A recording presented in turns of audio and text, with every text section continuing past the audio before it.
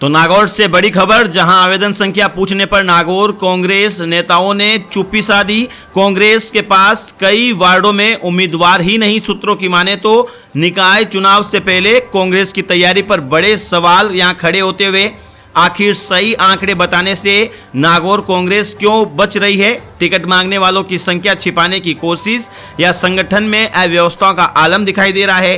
क्या चुनाव मैदान में उतरने से पहले ही बैकफुट पर आ चुकी है नागौर में कांग्रेस? ये बड़ी अपडेट इस वक्त नागौर से, जहां आपको बता दें कि नागौर में निकाय चुनाव से पहले बीजेपी और अन्य दल अपने दावेदारों की संख्या और तैयारियों को लेकर खुलकर जानकारी दे रही है। तो वहीं नागौर कांग्रेस के आवेदन पत्रों को लेकर कई सवाल खड़े हो रहे हैं। कांग्रेस नेताओं से जब आवेदन की संख्या पूछी जा रही है तो स्पष्ट जवाब नहीं मिल रहा। यहां तक कि कुछ नेताओं ने आवेदन की जानकारी देने से भी इनकार कर दिया। सूत्रों के अनुसार कांग्रेस कार्यालय में टिकट के लिए आवेदन तो लिए गए हैं, लेकिन कई वार्डों में अभी भी मजबूत उम्मीदवारों की कमी बनी हुई है।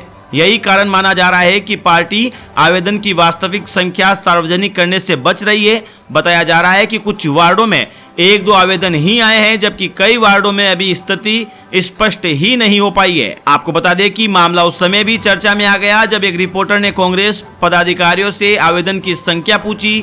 जवाब में पदाधिकारी ने कहा, आप कौन होते हो ये संख्या पूछने वाले?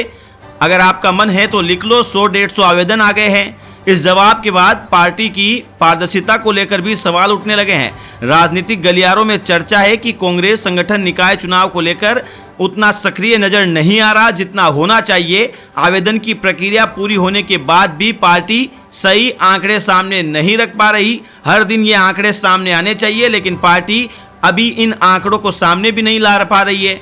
इससे ये सवाल उठ रहे हैं कि क्या कांग्रेस के पास सभी वार्डों में मजबूत उम्मीदवार मौजूद हैं या फिर पार्टी अभी भी प्रत्याशियों की तलाश में जुटी हुई है।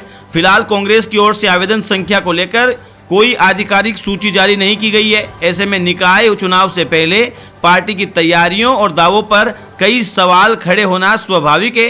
अब देखना होगा कि कांग्रेस जल्द सही आंकड़े सार्वजनिक करती है या सस्पेंस हर दिन इसी तरह से बरकरार रखेगी और पूछने पर यह कहा जाएगा कि आप 100, 200 या 300 लिख लो।